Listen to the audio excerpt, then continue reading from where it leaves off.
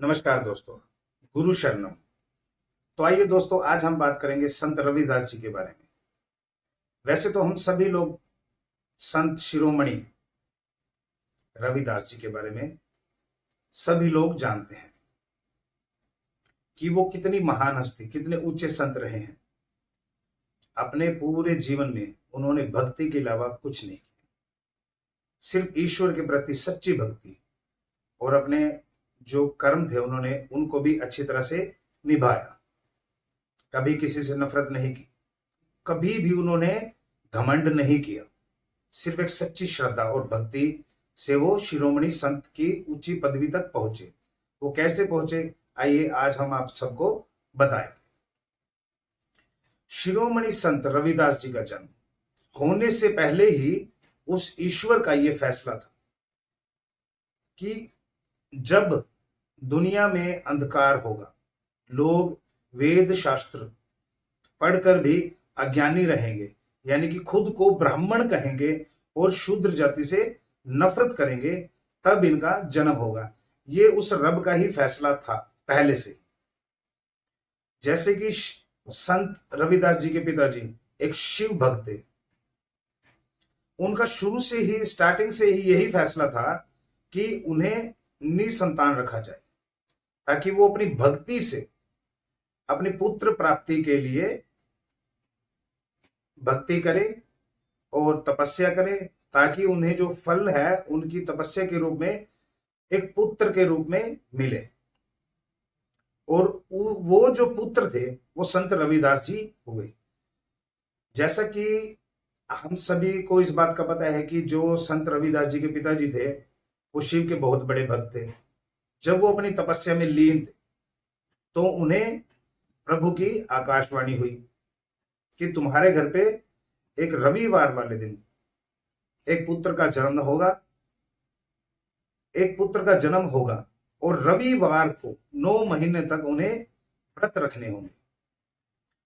जब व्रत का आखिरी दिन होगा रविवार का, तब उन्हें पुत्र की प्राप्ति होगी, उसका नाम रविदास रखना। ये सब कुछ पहले से ही डिसाइड था। उस प्रभु ने संत रविदास जी के पिता को यह भी कहा था कि संत रविदास एक भक्ति श्रद्धा भाव से एक उच्च संत बनेंगे, बहुत ऊंचे संत बनेंगे। इनका जो भक्ति भाव से पूरी धरती पर इनका जो है सम्मान होगा, ये पहले से ही डिसाइड था।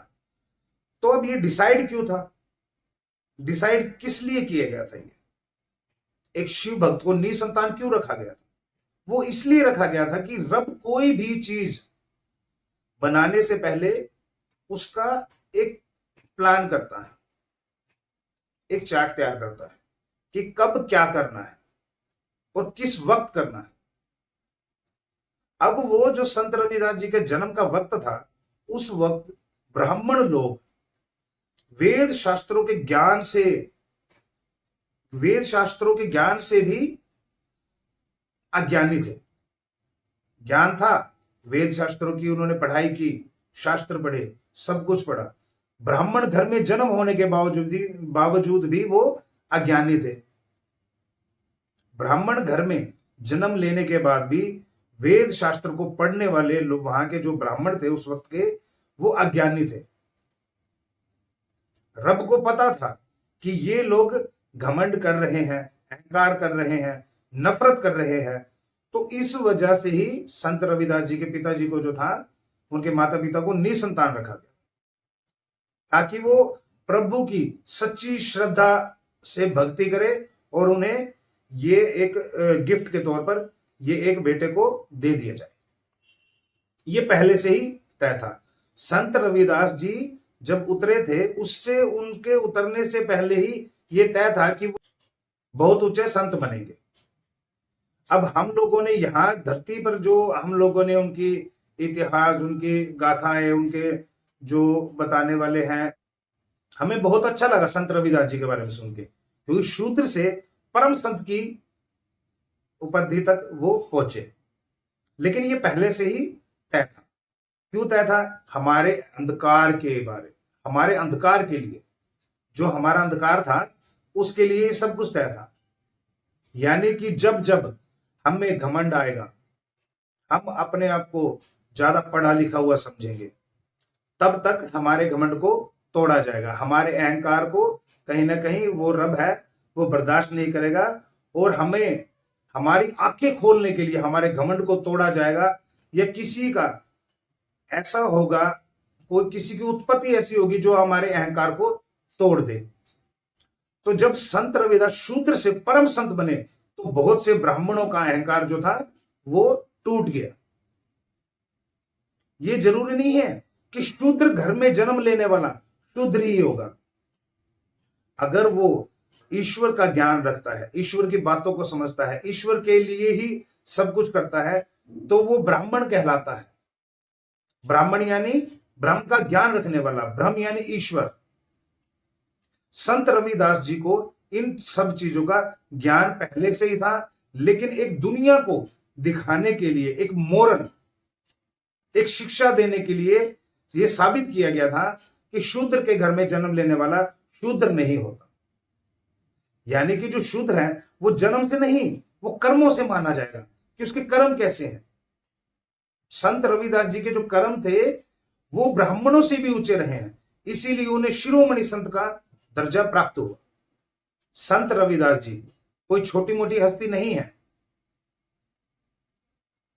ये सब टोटल प्लान जो था उस रब का था, संत रविदास जी को भेजा गया था। जैसे कि हमने हमारे सनातन के ग्रंथों में बहुत कुछ पढ़ा है कि राम का जन्म हुआ, श्री कृष्ण का जब जन्म हुआ तो कंस के लिए हुआ, राम का जन्म हुआ तो रावण के लिए हुआ। वैसे ही संत रविदास जी का जन्म एक शिक्षा ज्ञान फैलाने के लिए हुआ कि शूद्र जन्म से नहीं ज्ञान से होता है। जिसके पास ज्ञान होगा चाहे वो शूद्र घर से हो, लेकिन वो ब्राह्मण कहलाएगा। अगर जिसके पास ज्ञान नहीं होगा उस ईश्वर का, तो वो चाहे ब्राह्मण घर में जन्म ले फिर भी कोई फायदा नहीं, क्योंकि वो ब्राह्मण नहीं रहेगा। कर्मों से ब्राह्मण और शूद्र के फैसले होंगे, ना कि जन्म जातियों से। गुरु